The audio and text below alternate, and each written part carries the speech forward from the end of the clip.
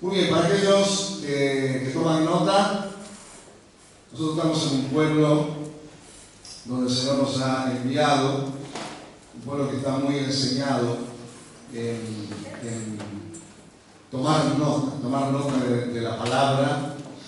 El Señor nos habla mucho acerca de las Escrituras, y a veces es bueno poder tomar notas para volver a meditar y volver a rumiar, ¿no? Aquellas cosas que el Señor nos habla, porque a veces escuchamos la palabra y yo no sé cuánto dura, ¿no? Yo no quiero hacer un examen. No sé, ¿tú has predicado el domingo, pastor? ¿El domingo has predicado tú? ¿Aquí? Bueno, me acuerdo. Bueno, pero alguien predicó, ¿no? Sí, alguien predicó el domingo pasado aquí en la iglesia, yo supongo que sí. Así que, ¿de qué habla predicado? No. Pero a veces pasa que yo a veces me pregunto, digo, Señor, tanta palabra, tanta revelación, a veces tú traes a la iglesia, y cuánto de toda esa palabra que escuchamos, cuánta realmente queda, cuánta realmente la podemos realmente aprovechar. Y yo veo que a veces es muy poco, como es muy poco lo que uno aprovecha de la palabra. Parece que la palabra en el primer momento sí produce un cierto efecto, pero enseguida ya nos olvidamos de la palabra y pareciera como que siempre ya estamos dispuestos a seguir escuchando más palabras. Yo ruego a Dios que no suceda con esta palabra lo mismo. Yo quisiera hablarles, hermanos, de dos versículos que encontramos en la Biblia que tienen que ver con ese sermón que el Señor predicó, que se llama el Sermón del Monte, ¿no? Recordar que el Señor, cuando estuvo aquí en la tierra, comenzó prácticamente su ministerio y predicó el Sermón de la Montaña, que ocupan tres capítulos de los Evangelios, y ahí tenemos prácticamente todo lo que le llamamos lo que es la ley de Cristo, la ley del reino. Yo entiendo que ese Sermón de la Montaña no fue predicado en un solo momento, ¿no? A mí me parece que el Sermón de la Montaña lo tiene que haber predicado el Señor, porque es un mensaje que tiene tanto contenido que yo supongo que lo habrá predicado en varias oportunidades. Pero bueno, eso no es importante. Lo importante es lo que el Señor dijo en ese Sermón de la Montaña, y yo solamente quisiera meditar con vosotros acerca de dos versículos donde el Señor habla acerca de lo que se llama la lámpara del cuerpo. Y vamos a basarnos en el Evangelio según San Mateo, capítulo 6, versículo 22 al 23. Mateo 6, 22 y 23, leo de la versión Reina Valera, 1960, y dice así: la lámpara del cuerpo es el ojo. Así que si tu ojo es bueno, todo tu cuerpo estará lleno de luz. Pero si tu ojo es maligno, todo tu cuerpo estará en tinieblas. Así que si la luz que hay en ti es tinieblas, ¿cuántas no serán las mismas tinieblas? Por los que toman nota, yo le titulé a este mensaje la visión deformada versus la visión generosa. Lo repito, la visión deformada versus la visión generosa. Mientras estábamos hoy en el culto, escuchábamos al pastor que en un determinado momento, yo creo que llevado por el Espíritu, él empezó a, recordamos cuando empezamos a cantar esa canción, Abre mis ojos, Cristo, ¿no? Sí, yo no me puse de acuerdo con el pastor de que iba a hablar de esto, ¿no? Pero él empezó hablando de los ojos, hablando de la vista y diciendo, hablando justamente, ¿no? Que cómo vemos a veces las cosas. Si la vemos con nuestros ojos naturales y somos personas carnales, vamos a tener una visión de las cosas, pero si somos espirituales y tenemos una visión espiritual, las cosas las vamos a ver completamente diferentes. Y yo, mientras el pastor hablaba, yo digo, wow, el Espíritu me está confirmando el mensaje que el Señor había puesto en mi corazón para compartir con vosotros. Hermanos, qué importante que son nuestros ojos. Qué importante que es nuestros ojos, porque a través de nuestros ojos es que vemos. A través de nuestros ojos podemos tener una visión natural, pero también a través de nuestros ojos, porque también nosotros con nuestros ojos tenemos una visión natural, pero también tenemos una visión espiritual. Con los ojos vemos naturalmente, pero también vemos espiritualmente. Hay cosas que tú la ves naturalmente hablando, con tus ojos naturales, pero que si tú tienes los ojos del espíritu abiertos vas a ver mucho más de lo que estás viendo con los ojos naturales. ¿Amén? ¿Me vais entendiendo? Amén. La idea que hay en este pasaje que hemos leído es tan clara que podríamos decir que es de una sencillez casi infantil. Se considera al ojo como la ventana por la cual entra la luz a todo el cuerpo. De acuerdo a cómo está la ventana, será la calidad de luz que entre en la habitación. O sea, si tú tienes una ventana, las ventanas de tu cuarto, de tu habitación, si están limpias, ¿cómo será la luz que va a entrar a tu cuarto? Va a ser una luz clara, ¿verdad?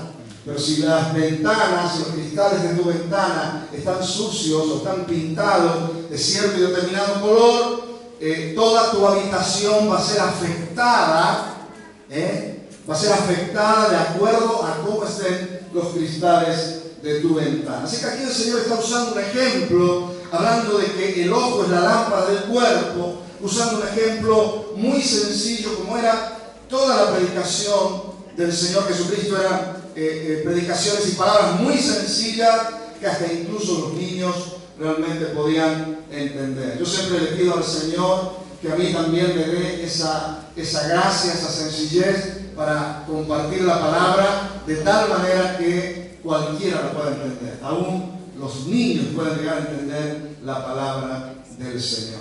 Aleluya. La cantidad y la calidad de luz que penetra en una habitación dependerá del estado de la ventana por la cual tiene que pasar. Dice Jesús, la luz que penetre en el corazón y en el ser completo de una persona depende, y esto es lo que está el Señor queriendo decir, depende, atención, del estado espiritual del ojo por el que ha de pasar, porque el ojo es la ventana de todo nuestro ser. O sea que la opinión que nosotros tengamos de las personas y la opinión que nosotros tengamos de las cosas siempre va a depender con el ojo con que se mire, ¿verdad? Y usted sabe, queridos hermanos, que a veces depende de cómo miramos es la luz que tenemos en nuestro corazón. Muchas veces nosotros estamos condicionados y muchas cosas de la vida frente a nosotros se condicionan a veces por actitudes que nosotros tenemos.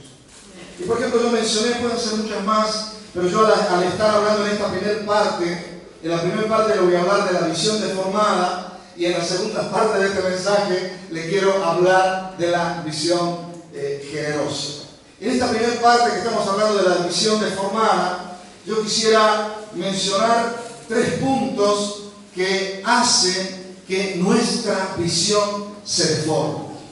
¿Qué sería una visión deformada? Es cuando yo estoy viendo una cosa que por mi capacidad auditiva la estoy viendo de una forma condicionada. Por mi capacidad visual, por mi capacidad visual yo la estoy viendo de una forma deformada. No la estoy viendo de acuerdo a cómo realmente es. Y por ejemplo, algo que hace que mi visión, mi forma de ver sea una visión deformada, yo el primer punto que puse es el prejuicio. ¿Somos prejuiciosos? A veces somos prejuiciosos de muchas cosas, ¿verdad? El prejuicio puede deformar completamente nuestra visión. No hay nada que destruya el juicio de una persona como lo es el prejuicio. Le impide ver con claridad, por lo tanto le ciega a los hechos, a muchos hechos y a muchos de sus significados. Yo estoy buscando en el diccionario la definición de la palabra prejuicio y dice: opinión previa y tenaz, por lo general desfavorable, acerca de algo que se conoce mal. Muchas veces nosotros, frente a ciertas y determinadas cosas, nos sentimos prejuiciados, o sea, nos sentimos condicionados, a veces por cosas que nos dijeron, a veces por cosas que nos contaron, que nosotros la guardamos en nuestro corazón, a veces falsos testimonios. Hay cosas que quizás no son de esa manera, pero vinieron y nos la contaron. Entonces a nosotros, como hemos escuchado lo que nos dijeron, nosotros en nuestra actitud, en nuestra disposición, ya nos prejuiciamos para ver las cosas de esa manera, como nos la contaron. Pero cuando nosotros estamos siendo influenciados por el prejuicio, no estamos viendo las cosas como son, sino que estamos viendo las cosas de una forma deformada. ¿Me va entendiendo, hermano? Amén. Y es por eso que en todos los órdenes de la vida, aún en el orden de la ciencia, por causa de los prejuicios, muchos descubrimientos, incluso de la ciencia, han tenido una tenaz oposición. Por ejemplo, cuando Sir James Simpson descubrió las virtudes del cloroformo, o sea que el cloroformo fue un descubrimiento tremendo, porque a través del descubrimiento del cloroformo, tú sabes que fue el descubrimiento de la anestesia, ¿no? Y cuántas operaciones incluso se pueden realizar sin dolor. Los otros días, casualmente ayer estábamos comiendo junto con unos hermanos y una hermana decía: bendita epidural, ¿no? Decía: bendito el invento de la epidural. Le doy gracias a Dios por el descubrimiento de la epidural. Ya estamos hablando de los partos. De cierta manera, gracias a la epidural, las mujeres pueden tener bastante alivio, digamos, en el parto en cuanto al dolor. Pero tú sabes que cuando se descubrió el cloroformo, tuvo muchos detractores, mucha gente prejuiciosa, incluso mucha gente, muchos sacerdotes religiosos se opusieron, porque muchos clérigos mantenían que tratar de suprimir el dolor de la mujer cuando va a dar a luz era ir en contra de la ley divina. Fijaos, ¿por qué piensas tú que sería ir en contra de la ley divina? ¿Por qué? Porque el Señor dijo, recordad, ¿no? Cuando el hombre y la mujer pecó en el huerto del Edén, cuando Dios maldijo al hombre, le dijo: mira, con el sudor de tu frente vas a tener que trabajar, con el sudor de tu frente vas a tener que ganarte el alimento. Y a la mujer, ¿qué le dijo? Con dolores vas a parir. Así que hay muchos clérigos que decían: no, el cloroformo no, las mujeres tienen que sufrir, tienen que tener dolor. ¿Por qué? Porque ya Dios dijo que iban a tener dolor. Entonces no podemos negarle. Qué prejuicioso, ¿no? Eso es un prejuicio. Y así podríamos hablar de cuántas cosas. Cuántas cosas nos hacen ser prejuiciosos. Y si nosotros mantenemos el prejuicio en nuestro corazón sobre ciertas y determinadas cosas, vamos a tener una visión deformada. Y muchas cosas hermosas que quizás el Señor quiere que vivamos en nuestra vida personal, en nuestra vida como familia, o en nuestra vida también como iglesia, muchas cosas quizás no las vamos a perder por causa de los prejuicios. Por ejemplo, en las Escrituras vemos claramente el caso de Saulo de Tarso, cómo su celo religioso lo había prejuiciado tanto para con los primeros cristianos que los perseguía. Fijaos, Saulo de Tarso, que era un hombre que él amaba a Dios de acuerdo a la luz que él tenía, a pesar de que era un hombre religioso, pero él amaba a Dios. Pero claro, estaba tan concentrado en lo que él creía que era la verdad, que cuando se levantó el movimiento de los del camino, aquellos que habían recibido el bautismo del Espíritu Santo, que vino como consecuencia de la obra del sacrificio del Señor Jesucristo en la cruz del Calvario. Todos sabemos cómo el Espíritu Santo vino y allí nació la iglesia en Pentecostés a través de la obra del Espíritu Santo, y podemos ver cómo a partir de ese momento la iglesia primitiva, la iglesia que tenemos relatada en los Hechos de los Apóstoles, cómo la iglesia empieza a funcionar y empieza a moverse de una forma poderosa a través de la obra del Espíritu Santo. Pero sin embargo, Saulo de Tarso, que después fue el apóstol Pablo, él se transformó en un perseguidor de la iglesia. ¿Cómo es posible un hombre que ama a Dios que se transforme en enemigo de Dios por sus prejuicios religiosos? Y por el prejuicio religioso que tenía Saulo de Tarso, perseguía a la iglesia. Y él fue un poco el causante de incluso el causante del primer mártir que tenemos en la iglesia primitiva, el primer mártir que fue Esteban. Ustedes saben que cuando lo apedrearon a Esteban, que fue el primer mártir, y cuando murió, dice que los vestidos de Esteban fueron y se lo dejaron a los pies de un joven llamado Saulo. Era Saulo de Tarso el que fue el apóstol Pablo. Así que si le trajeron los vestidos de este hombre que lo habían matado, se lo pusieron a los pies de Saulo, es como que le decían: aquí está, Señor, hemos cumplido lo que nos mandaste hacer. Saulo de Tarso, el apóstol Pablo, fue en un principio perseguidor de la iglesia, y fue perseguidor de la iglesia a causa de sus prejuicios religiosos.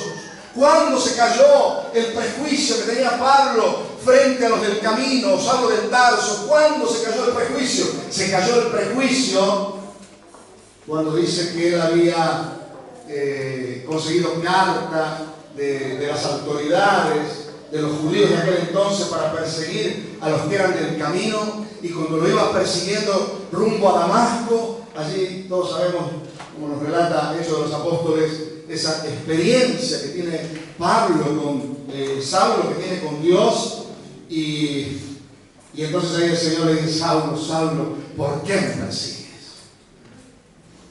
Y entonces ahí Saulo abre su corazón, le pide perdón a Dios. Dios lo limpia de sus prejuicios, y después que Dios lo limpia a Saulo de sus prejuicios, ¿qué pasa? A Saulo se le cambia el chip, se le cambia la visión. Empieza esa visión deformada, se le transforma en una visión que tenía claridad y que podía ver las cosas como eran. Hermanos, en este tema, yo creo que tenemos que tener muchos cuidados de no prejuiciarnos. Qué importante, hermanos, es que mantengamos nuestra relación, nuestra comunión con Dios de una forma individual y también como iglesia. ¿Para qué? Para que, hermanos, en este tiempo no nos perdamos nada de lo que Dios tiene preparado para su iglesia. Que no nos perdamos nada de lo que Dios tiene preparado para tu vida, de lo que Dios tiene preparado para cada una de nuestras vidas. Porque sabes una cosa, por causa de los prejuicios, muchas veces a través de la historia, la iglesia a través de la historia incluso se ha perdido muchas cosas hermosas de Dios por causa de sus prejuicios. Por ejemplo, un ejemplo muy grande ha sido, por ejemplo, los judíos. Los judíos se perdieron la venida del Señor Jesús y no la aceptaron y no la recibieron. ¿Sabes por qué? Porque estaban prejuiciados. ¿Qué estaban esperando los judíos? Estaban esperando un Mesías, pero ellos habían hecho la idea de que el Mesías no iba a ser un líder espiritual, sino que ellos habían entendido que el Mesías iba a ser un líder militar, que venía a liberarnos del yugo de los romanos. Y sin embargo, como ellos ya estaban prejuiciados, estaban haciéndose la idea cómo tenía que ser el Mesías y cómo tenía que... Entonces, cuando vino el Mesías, cuando vino Cristo, por eso dice la palabra que lo suyo vino y los suyos no le recibieron. Se perdieron la venida del Señor. Y así, hermanos, tenemos que estar vigilantes. Por eso el Señor quiere que cuidemos nuestra visión, que cuidemos nuestra mirada, que tengamos nuestro corazón conectado con Dios, unido a Dios, permitiendo que Él limpie nuestro corazón de todo prejuicio, para que no nos perdamos nada de lo que Dios tiene para nuestras vidas.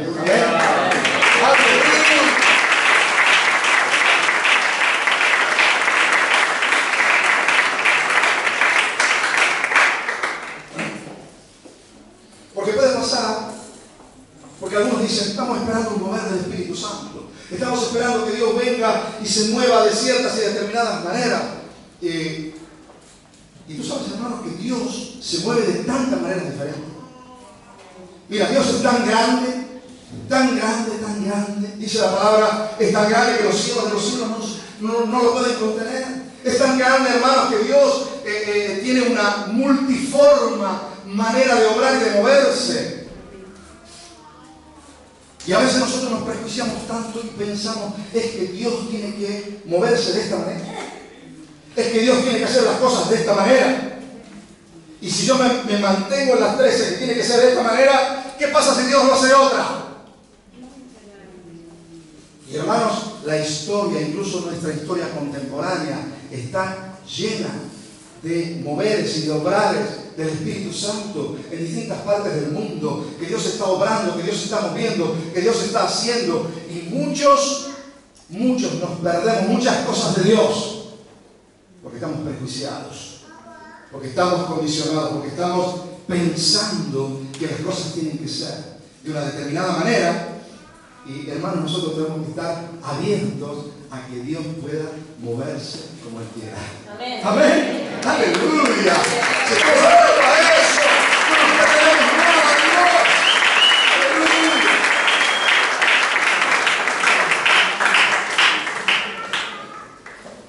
Así que, hermanos, luchemos contra el prejuicio. Luchemos contra las cosas que nos condicionan. A mí, hermanos, yo en este tiempo he tenido que luchar con muchos prejuicios, muchas cosas que me condicionaban. Incluso hasta constantemente yo creo que nosotros como hombres de Dios, con todos los que estamos en el Señor, que somos personas que estamos pretendiendo servir al Señor, hermanos, tenemos que estar revisando constantemente nuestras vidas delante del Señor. ¿Para qué? Para que el Espíritu con toda libertad pueda hacer y pueda mover como realmente quiera. Yo, por ejemplo, en este tiempo he tenido que revisar mucho, incluso hasta mi forma de adorar a Dios, hasta mi forma de alabarle, con los cánticos, con las nuevas canciones. Yo, por ejemplo, ahora estoy abriéndome mucho a escuchar canciones porque estoy viendo es que el Espíritu de Dios, hermanos, se está moviendo en todas partes. Se está moviendo en todo el mundo. Mira, Internet para algunas cosas es un desastre, pero para otras cosas es una gran bendición. Y yo estoy descubriendo conjuntos cristianos ahora a través de Internet. Estoy descubriendo cantantes cristianos, adoradores, que están adorando a Dios con nuevas alabanzas, con nuevos cánticos, con nuevas... Impresionante. Y yo que un tiempo me había quedado con la cancioncita de siempre, ¿no? Canciones que las cantamos toda la vida, ¿no? Y parece que no nos renovamos en los cantos. Y ahora estoy escuchando y estamos aprendiendo, en la iglesia donde estamos casi constantemente aprendiendo, estamos dedicando tiempo a aprender nuevos cánticos, nuevas canciones, y a veces hay canciones que estamos aprendiendo que nos quedamos impactados por la profundidad, por himnos que tienen una profundidad, una riqueza tremenda. Y a veces por nuestros prejuicios pareciera que todo lo nuevo, todo lo moderno, pareciera que ahí Dios no está. Pero hermano, Dios está. Y Dios está obrando en todas las esferas. Dios está obrando en todos los niveles. Y el Señor quiere que nosotros quitemos, es como que el Señor me dijo, a mí, quítate las anteojeras. ¿O cómo se dice esto que tienen los caballos? No, ¿cómo se dice esto que tienen que tienen los caballos? ¿Cómo se llaman? Las... Bueno, eso mismo. A veces a los caballos le ponen esto para que no mire para los costados, ¿vio? Para que no se espanten. Así van ellos van así derechitos, ¿sí? Le ponen esa, no sé si son las mujeres, no sé cómo se llama. Bueno, eso mismo, ¿sí? Y a veces lo que nosotros tenemos vamos ahí. Y sí, derechito. No. Es verdad que hay muchas cosas por ahí que no es de Dios. Es verdad que hay muchas cosas que cumplen, a veces es el riesgo que tenemos que correr. ¿Sí? Pero hermanos, Dios nos da cuando queremos agradar a Dios, cuando queremos servir, cuando queremos vivir para su gloria, cuando queremos, hermanos, estar en la frecuencia del Espíritu. Hermanos, Dios, el Espíritu es el que te guía, el Espíritu es el que te lleva de su mano, el Espíritu es el que no permite que te equivoques. El Espíritu es el que te lleva por un buen rumbo. Aleluya. Y muchas veces yo le digo, Señor, a veces estamos preparándonos para el culto, en cierta manera como preparando el incienso, y digo, Señor, ¿qué canciones quieres escuchar tú hoy? Porque tú sabes que el culto es para Dios. El culto no es para mí. Es verdad que yo soy bendecido en el culto y todo, de repente cuando el Señor viene, pero el culto es para Dios. Dios está buscando adoradores y quiere que le adoremos en espíritu y en verdad, pero el culto no es para mí, el culto es para Dios. Y si es para Dios, ¿qué tengo que hacer? Sí, mejor, pero ¿qué más? Tengo que tratar de hacer lo que Él quiere, no lo que yo quiero, no lo que a mí me gusta, hacer lo que Él quiere. Y muchas veces le digo, Señor, ¿con qué canción quieres que hoy te honremos? ¿Qué canción quieres que te cantemos? ¿Qué canción tú quieres que la iglesia te cantemos? Y muchas veces el Señor me lleva a estas canciones nuevas. Yo ya no me acuerdo de las canciones viejitas, ya casi no las sé ni cantar. Y mis hijos me dicen, pero papá, ¿cómo puede ser todos los cultos? Estás ahí, que quitar las canciones no las conocemos. Y yo, bueno, gloria a Dios. Aleluya. Y a través de eso, mira, he descubierto algunos adoradores que adoran al Señor de una forma. Yo me quebranto. Yo pensar que nosotros, a veces, hermanos, si te quedas con las tres cancioncitas de siempre, o te quedas con lo que hicieron ya, lo que hemos estado acostumbrados a vivir por mucho tiempo, y sin embargo, hermanos, estamos en un tiempo, estamos en el tiempo de, ¿cómo es que se dice? Estamos en el tiempo de las últimas cosas. Es lo que yo siempre digo, somos, hermanos, nosotros la iglesia de los últimos tiempos. Mira, si nosotros miramos el mundo y vemos que ya las cosas no van de la forma como están, uno dice que incluso los que entienden científicamente hablando, que naturalmente hablando el mundo no puede durar mucho más tiempo. Así que sabemos que estamos como nunca antes en la historia de la humanidad, como nunca antes estamos tan cerca del final de todas las cosas. Y yo, hermano, siento que es como que el Espíritu de Dios en este tiempo está apurado y quiere movilizar a su pueblo, quiere movilizar a su iglesia. Y nos dice, hijos míos, dejad de estar prejuiciados con muchas cosas, abrid vuestro corazón, dejad de tener la visión deformada para que puedas empezar a ver las cosas como yo quiero que tú las veas. Aleluya. Así que por un lado los prejuicios deforman nuestra visión. Voy al segundo punto. Otra cosa que deforma la visión son los celos. Los celos deforman nuestra visión. Muchos matrimonios y amistades han naufragado en el acantilado de los celos, que deforman completamente la visión. Mira, la gran mayoría de los fracasos matrimoniales, yo no conozco estadísticas, pero la gran mayoría de los fracasos matrimoniales vienen por causa de los celos. Por causa de los celos. ¿Y qué hacen los celos? Los celos te condicionan la visión, te condicionan la mirada. Los celos te hacen ver las cosas que no son como si fuesen. Sí, eso es la fe, pero bueno. Pero también en ese sentido vale. A veces los celos te hacen que en tu cabeza y en tu pensamiento hasta te hagas ideas y te inventes historias que no son reales. La visión se deforma completamente. Uno empieza con la sospecha y el celo empieza a trabajar. Hermanos, es un espíritu diabólico el celo que te deforma la mirada, te deforma la visión, hace que tu mirada sea una mirada oscura. Y es el responsable hoy del fracaso de tantos matrimonios y del fracaso de tantas amistades. ¿Cuántas amistades hermosas han sido rotas y quebradas por causa de los celos? ¿Cuánto podríamos hablar de esto, verdad?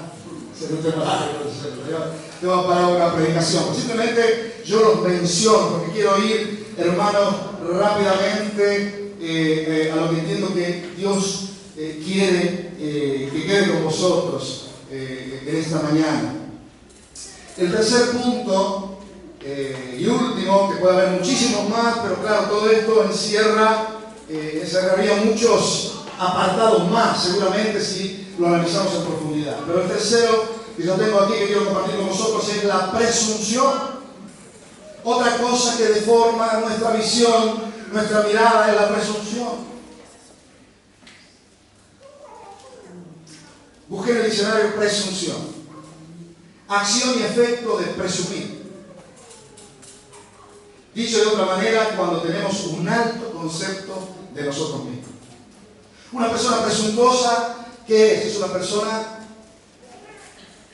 que lo decimos en el lenguaje vulgar, una persona que se la cree. Yo me creo que soy el mejor. ¿Sí? Yo me creo que no hay otro como yo. Me creo el mejor en lo que hago. Esa es una persona presuntuosa. Y una persona presuntuosa es una persona que no puede ver las cosas realmente como son. Porque su presunción hace que vea las cosas de una forma deformada. Esta afecta doblemente la visión humana porque nos hace incapaces de vernos a nosotros mismos como somos en realidad e incapaces de ver a otros como realmente son. Porque si tú te crees que eres guay, como no eres guay, ya te estás equivocando. Y porque te crees que eres guay, tienes la visión deformada de tal manera que los que están a tu alrededor no puedes verles como son.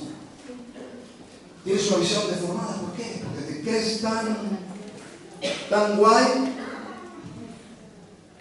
y no eres tan guay. Y ves a los que están a tu lado, ¿no? Con un cierto desprecio. ¿Por qué? Porque ya tu presunción te está modificando la visión y te está haciendo ver las cosas de una forma deformada. Si una persona está convencida de su propia sabiduría, nunca será capaz de ver su propia necedad. Y comparándose con los demás siempre se verá mejor. La luz en la que debiera verse a sí misma y a las demás personas está llena de oscuridad. ¿Cuánto necesitamos para no tener una visión deformada? Que estas cosas que hemos mencionado, por ejemplo,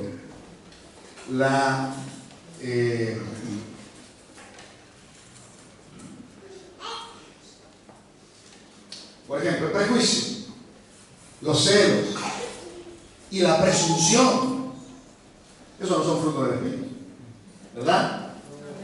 ¿De dónde viene eso? ¿Qué es? ¿Cómo le llamamos espiritualmente a esto? ¿Cómo le llamamos? Eso es carne, es algo muy del ser humano, muy carnal. Esto lo viven personas que no terminan de despegar a las cosas de Dios, no terminan de despegar a las cosas del Espíritu.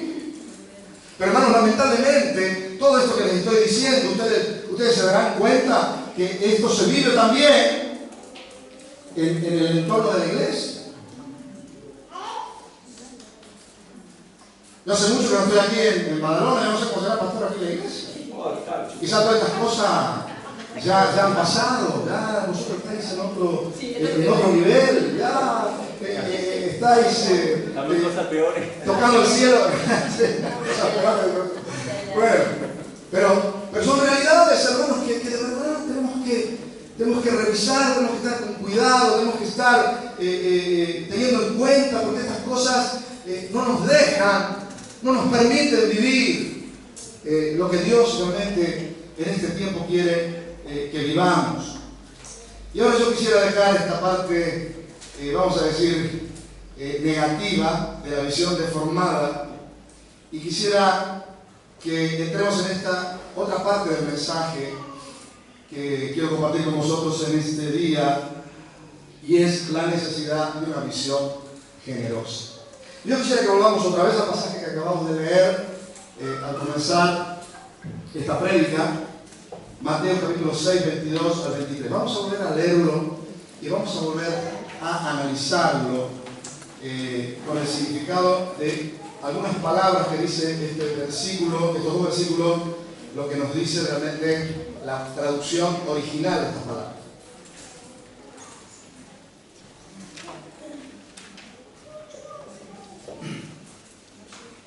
¿Está cansadito? ¿Está aburrido?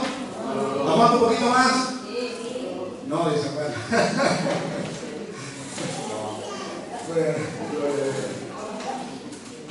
El otro día un pastor preguntó esto y le dijeron, pastor, sí, termine ya rápido. Vaya terminando, pastor. Personas muy espirituales, por supuesto. Dice así: la lámpara del cuerpo es el ojo. Así que si tu ojo es bueno, todo tu cuerpo estará lleno de luz. Pero si tu ojo es maligno, todo tu cuerpo estará en tinieblas. Así que si la luz que hay en ti es tinieblas, ¿cuántas no serán las mismas tinieblas? Aquí Jesús está hablando de una virtud especial que ilumina la visión y de un defecto especial que la ensombrece.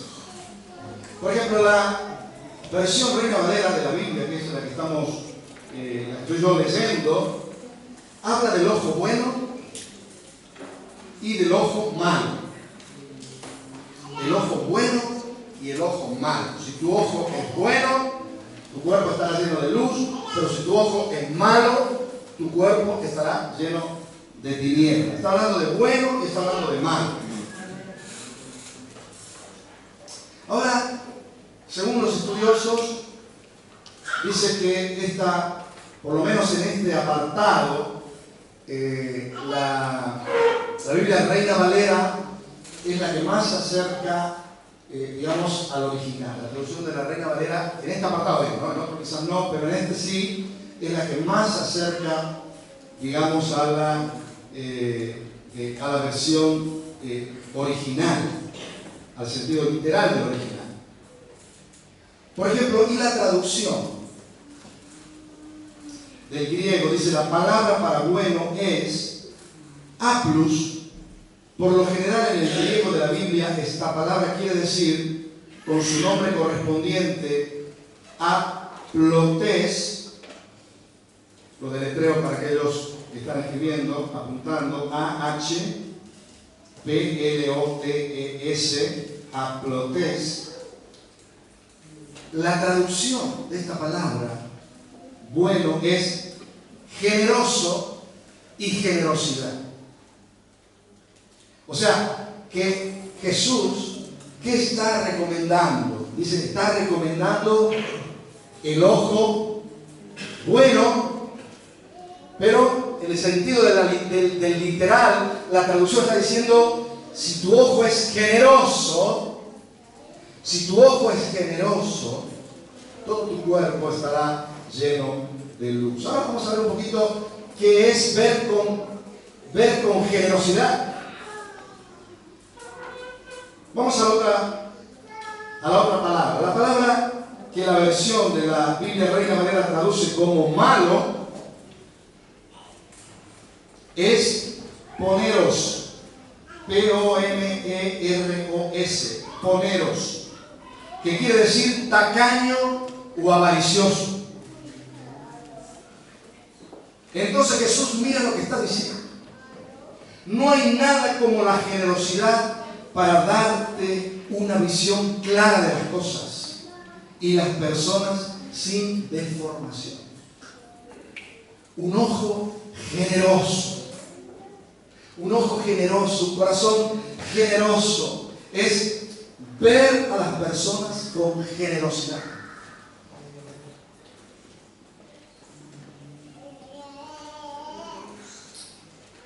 Por ejemplo, debemos ser generosos en nuestro juicio de los demás. Hay un dicho mal intencionado español que es muy común, que vosotros seguramente lo habéis escuchado, que dice: piensa mal y acertarás. ¿Sí? Lo dice así, ¿no? Son dichos españoles. Piensa mal y lo acertarás. Es como que la tendencia en términos generales es decir: mira, si no te quieres equivocar, directamente piensa mal.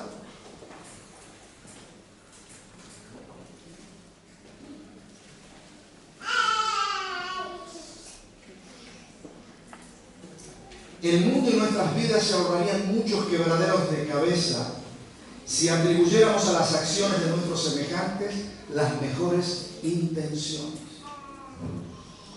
Cuando empezamos a desear ayudar a los que necesitan y nos tornamos en personas generosas, es entonces que nuestros ojos y como consecuencia de ello nuestros cuerpos llegan a estar llenos de luz. Hermano, ¿tú sabes que nuestro Dios es generoso? Amén. Mira, lo más generoso que existe en esta vida es Dios. Dios es generoso.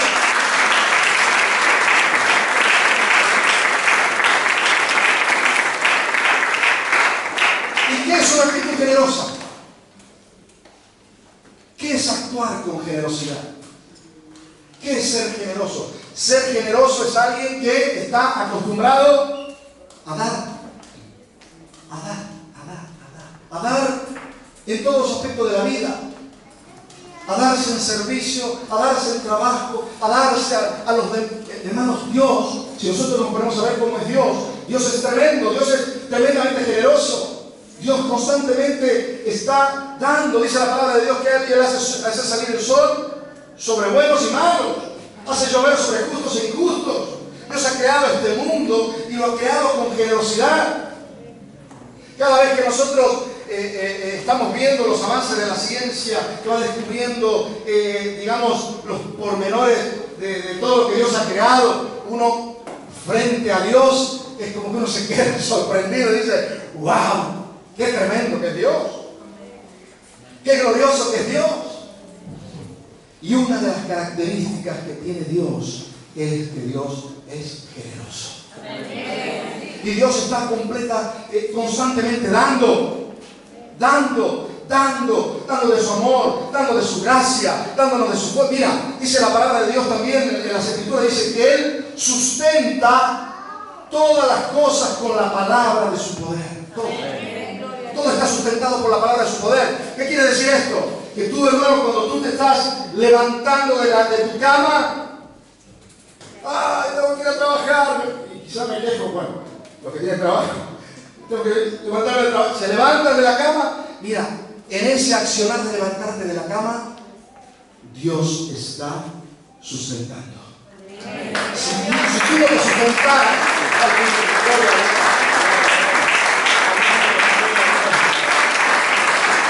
si Dios no te sustentara, tú no te podrías levantar de tu cama.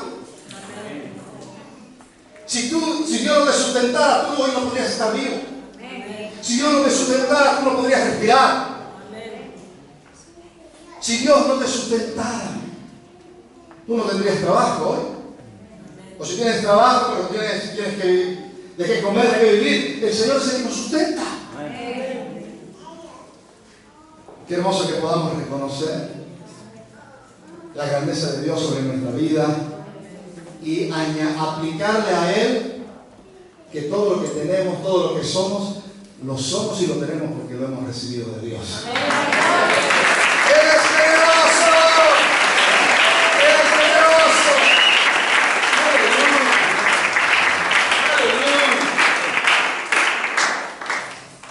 Mira, y como Él es generoso, tú sabes que el Señor quiere que nosotros seamos como Él. ¿Qué es lo que está haciendo el Señor con nuestra vida? En la medida que nosotros le estamos buscando, en la medida que nosotros le estamos siguiendo, en la medida que nosotros estamos muriendo a nosotros mismos, en la medida que nosotros estamos, hermanos, despojándonos de nuestra carnalidad y de todo peso. ¿Qué es lo que estamos haciendo? Nos estamos acercando a Dios, nos estamos uniendo a Él y estamos empezando a ser cada vez más parecidos a Dios. Y Dios quiere que seamos como Él. Así como Él es generoso, Él quiere que nosotros también seamos generosos. Hay algunos que, claro, cuando hablamos de generosidad, hay personas que cuando ya piensan en el tema del dinero, la economía, ya se ponen un poco nerviosos. Pero yo estoy hablando, hermano, no estoy hablando de eso, estoy hablando de generosidad en todos los órdenes de nuestra vida. Generosidad en el darnos hacia los demás, generosidad en el servicio, generosidad en el trabajo, generosidad en el buen trato hacia mis semejantes. Ser generosos. Ser generosos es parecernos cada vez más al Señor. Amén. Gloria a Dios. Amén. Amén. Bendito sea el Señor. Yo quisiera, están el hermano aquí de los controles. Quisiera compartir con vosotros un vídeo cortito, 3 minutitos, 20 segundos más o menos dura. Y quisiera que veamos este vídeo, porque con este vídeo, de cierta manera, quiero un poquito reafirmar y confirmar esto que estamos diciendo. Así que cuando los hermanos lo tengan, ahí lo vemos.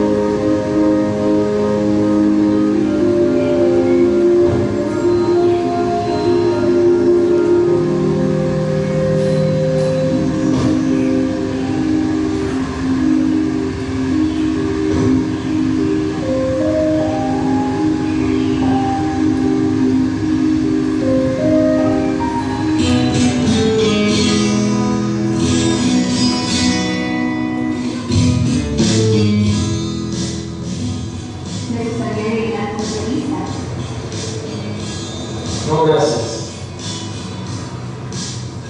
¿Algo de tomar? ¿Un juguito? ¿Una agüita? ¿Un jugo de manzana? ¿Un jugo de mango? Quizá algo. Gracias.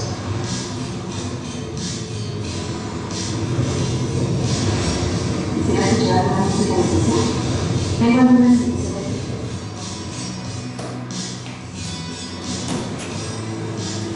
Definitivamente usted disfruta mucho su trabajo, ¿no es así?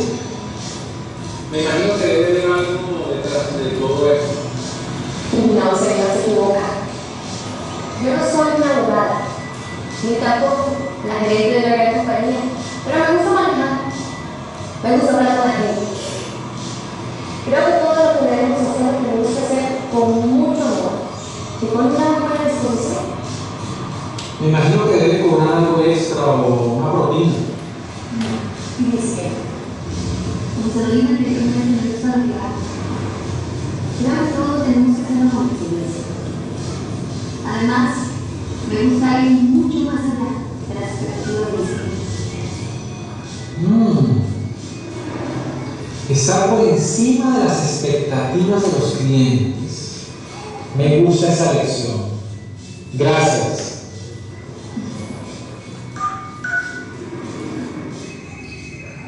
Marcos, lo que tenemos que hacer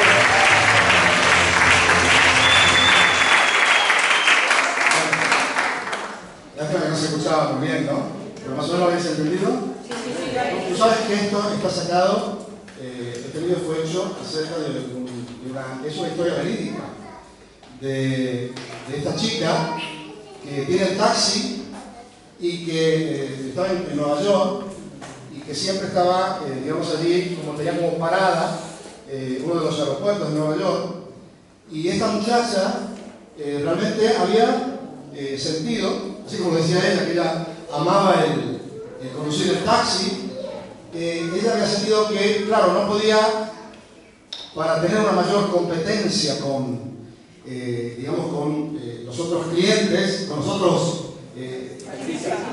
los otros taxistas, claro, ella llega un determinado momento que el precio está estipulado, no puede, entonces lo que sintió esta chica es de dar un buen servicio. ¿Y qué es lo que hacía? Por ejemplo, lo de los taxis normales, ¿qué hace un taxista?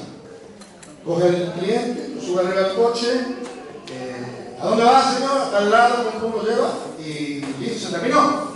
En cambio, esta chica, fijaos, viene el cliente, primero se bajó, fue y le abrió la puerta, lo subió, le ayudó a acomodar su equipaje. Cuando se sienta arriba del coche, enseguida le pregunta un zumito, ¿quiere tomar agua? Claro, el hombre desconfiado, pues esta, ¿cuánto me va a cobrar esta, no? A ver, y la mujer lo daba todo como un servicio, quiere escuchar música, quiere, ¿no? Y entonces el hombre, claro, ustedes han visto que dice, pero ¿cómo? Como diciendo, ¿y esto cuándo me va a salir? ¿Esto a cambio de qué? No podía creerse, de la mujer, no, todo va dentro del mismo paquete. ¿Cómo se llama eso? Generosidad. O sea, es que esta muchacha hacía su trabajo con generosidad. Hacía su trabajo como lo hacían todos, pero ella le añadió a su trabajo generosidad. Le añadió servicio. Y justamente, hermanos, yo creo que eso es lo que realmente el Señor quiere que nosotros hagamos. Así como veíamos ese pasaje de la Escritura, el Señor dice que todo lo que hagamos lo tenemos que hacer, ¿como para quién? Como para Dios. Y si yo no estoy haciendo algo para Dios, ¿cómo tiene que ser? ¿Cómo tiene que ser? Tiene que ser lo mejor.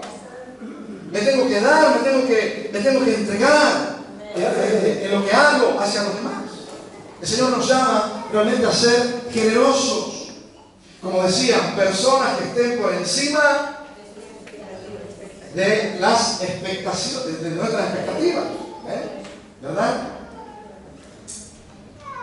Aleluya.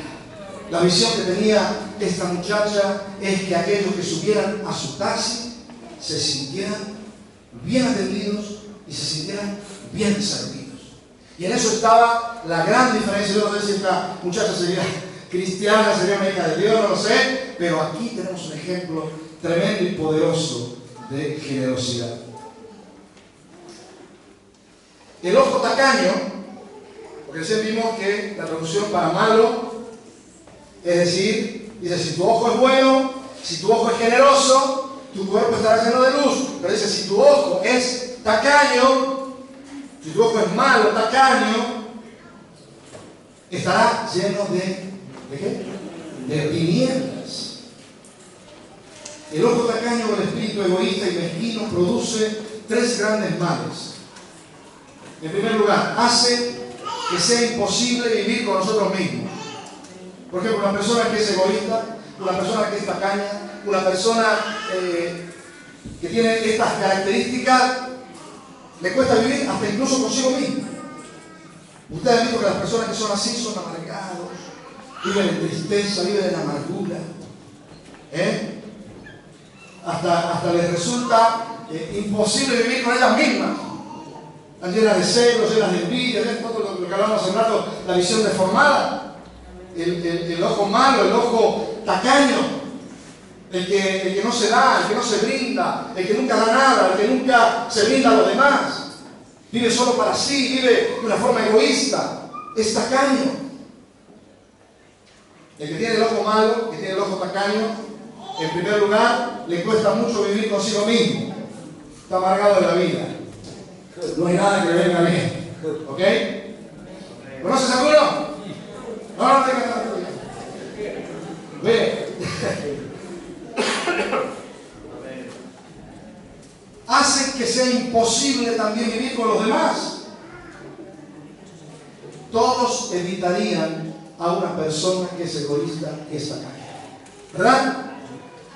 Aquellas personas que están cerrados y que no se dan hacia los demás, cuesta vivir, cuesta convivir con ellos, ¿verdad? Mezquinos, tacaños. ¿A ti te gusta vivir con alguien así?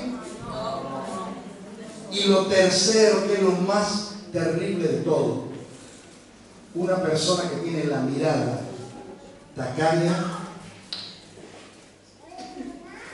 le es imposible también vivir con Dios. Porque, hermanos, tú sabes que no hay nadie que sea más generoso que nuestro Dios. ¡Aleluya!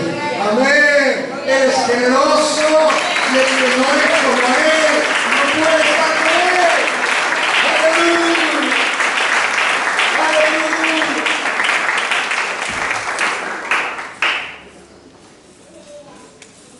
Hermanos, Dios nos llama a que le busquemos y que nos unamos a Él, para que, hermanos, estemos identificados con Dios de tal manera, unidos con Dios de tal manera, que, hermanos, podamos empezar a ver las cosas como Él ve. Y cuando nosotros empezamos a ver las cosas como Él ve, nos vamos a transformar en personas que siempre están actuando con generosidad. Siempre se están dando el servicio hacia los demás. Y si vivimos de esta manera, dice la palabra de Dios, que nuestro cuerpo estará lleno de luz como Él es luz. Hermanos, ¿qué necesitamos?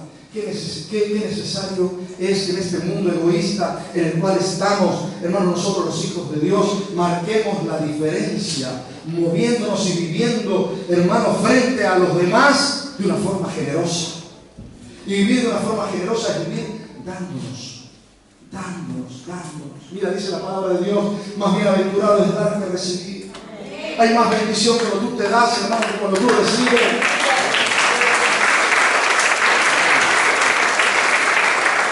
Hay gente que siempre está esperando que le den. Hay gente que, por ejemplo, viene a la iglesia y se siente mal en la iglesia. ¿Por qué? Porque la iglesia es que a mí no me ama. Yo me acuerdo que una vez vino alguien a decirme, mira, yo me voy de acá de la iglesia porque en esta iglesia no hay amor. ¿Ah, sí? ¿No hay amor? Sí, no hay amor. ¿Y por qué dices tú que no hay amor? Y porque yo no siento que a mí me amen. ¿Y quién te dijo a ti que tienes que venir a la iglesia para que te amen? Yo creo, hermanos, que nosotros a la iglesia tenemos que ir a amar. A la iglesia nosotros tenemos que ir a darnos. Amén. A la iglesia venimos a darnos a Dios, a entregarnos a Dios. Y si nos entregamos a Dios y si nos damos a Dios, nos vamos a dar también hacia los demás. Y cuando tú te empiezas a dar hacia los demás, cuando tú empiezas a servir a los demás, cuando tú empiezas, ya dejas de pensar en ti mismo, dejas de pensar en lo que tú necesitas, dejas de pensar que si te dan o no te dan, tú empiezas a dar, vas a encontrar que se reactiva en tu vida la gracia y la bendición de Dios. Y cuando tú das a los demás, Dios más y más te da también a ti. ¡Aleluya! ¡Gloria a Dios! Dios está buscando hombres y mujeres, hermanos, que en la iglesia y fuera de la iglesia manifiesten la vida de Dios. ¿Sabes por qué Dios se manifiesta aquí en esta iglesia? ¿Sabes por qué cuando nosotros venimos aquí, hay muchos que vienen al culto y dicen, qué hermoso, la verdad, los cultos son hermosos, estamos en la presencia de Dios?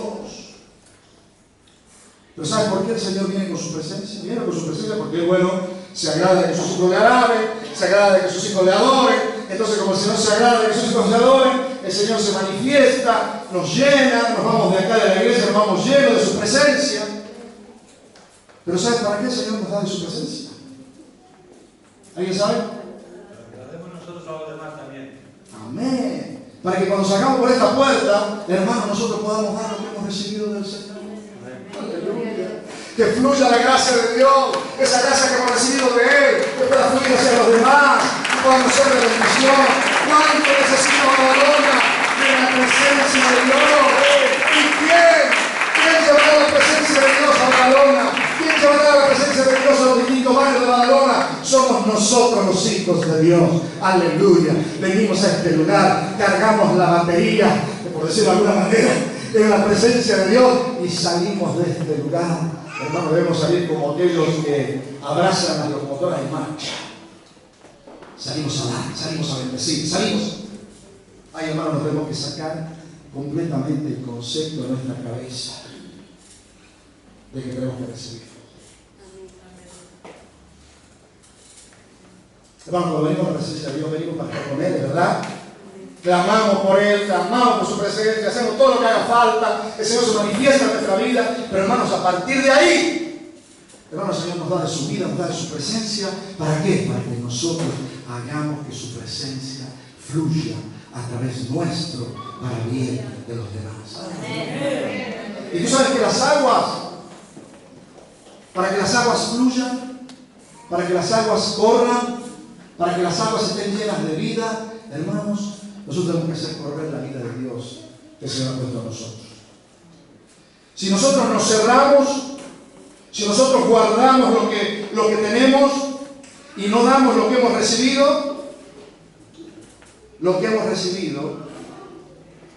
va a echar mano dolor.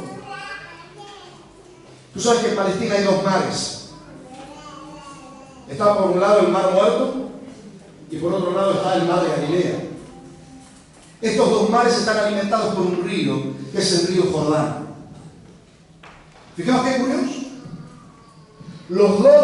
Estos dos mares, que son lagos gigantescos, están alimentados por el mismo río Jordán. Pero uno es el mar Muerto, donde todo está muerto. Sí. Ahí no corren los chicos por la playa, ahí la gente no, ahí solamente van los viejitos que están con reuma, que ya están hecho polvo, porque dicen que el barro podrido hace muy bien para los huesos, ¿no? Se hace una cataplasma de barro para ayudar a los huesos, pero es barro podrido, un barro que tiene, pero bueno, los viejitos con tal de sentirse mejor se bancan el olor al barro podrido, ¿sí? Pero del otro lado está el mar de Galilea. El mar de Galilea, donde los niños corren por las playas, donde está lleno de peces, está lleno de vida. ¿Y sabe cuál es la gran diferencia entre el mar de Galilea y el mar Muerto? Es que el mar Muerto, toda el agua que recibe del Jordán, la almacena. Toda el agua que recibe del Jordán, ahí se queda. No se va a ningún lado. No corre. Pero el secreto de que el mar de Galilea tiene vida es que toda el agua que entra del Jordán, así como entra por el Jordán, por el otro lado sale. Y están constantemente corriendo las aguas. Y como está constantemente corriendo las aguas, así hay vida, así andan revoloteando los pájaros, así corren los niños, así hay peces, así hay vida. Hay vida porque las aguas corren. Dile a tu hermano que está a tu lado, hay vida porque las aguas corren. Hay vida porque las aguas corren. Aleluya. Tú quieres tener vida, tienes que dejar que las aguas corren. Que las aguas corren, que las aguas corren. Aleluya. Que de todo lo que el Señor te da, que de todo lo que, atiende esto, que todo lo que el Señor te da, de todo lo que el Señor te da, tú tienes que dar. Aleluya. Aleluya. De todo, te lo vuelvo a repetir, de todo lo que el Señor te da, tú lo tienes que dar. Amén. Sé un canal, sé un canal donde fluyan las aguas. Mira que está a tu lado. Sé un canal que fluya las aguas. Sé un canal que fluya las aguas. Que no se frenen las aguas en ti. Que las aguas de Dios corran. Aleluya. Aleluya. Gloria a Dios.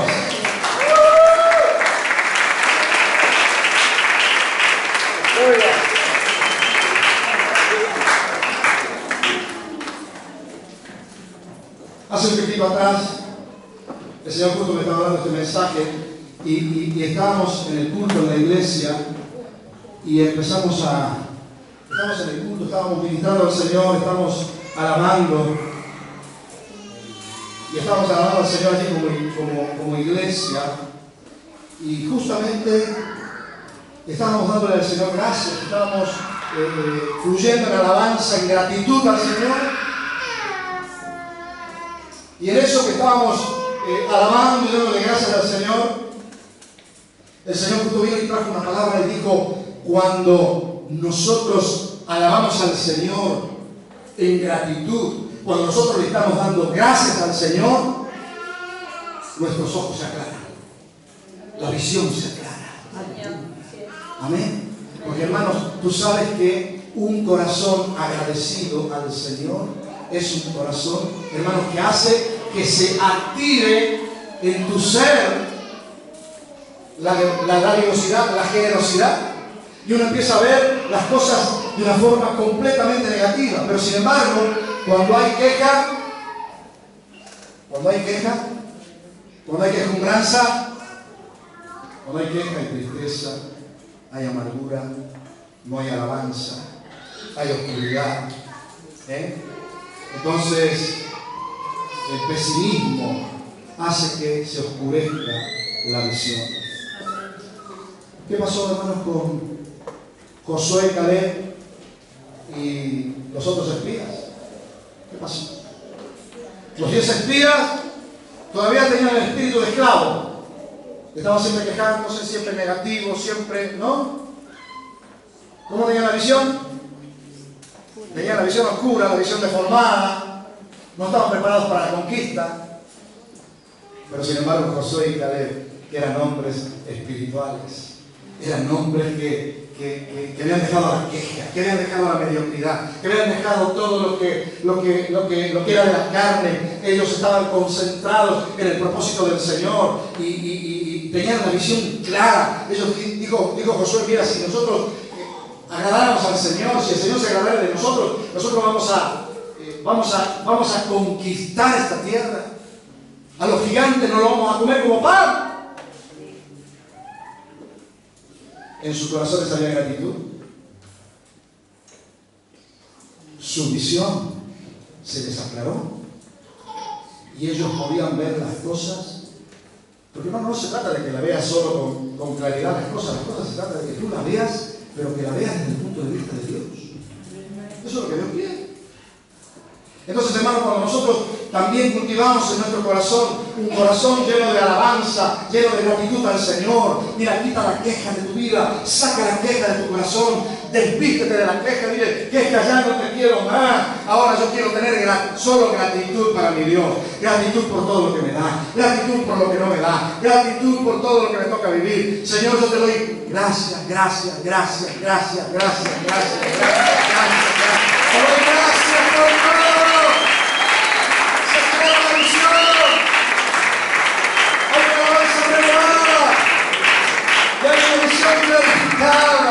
Aleluya, bendito sea el Señor. Queridos hermanos, el Señor quiere que seamos hombres y mujeres cuya característica es la gratitud.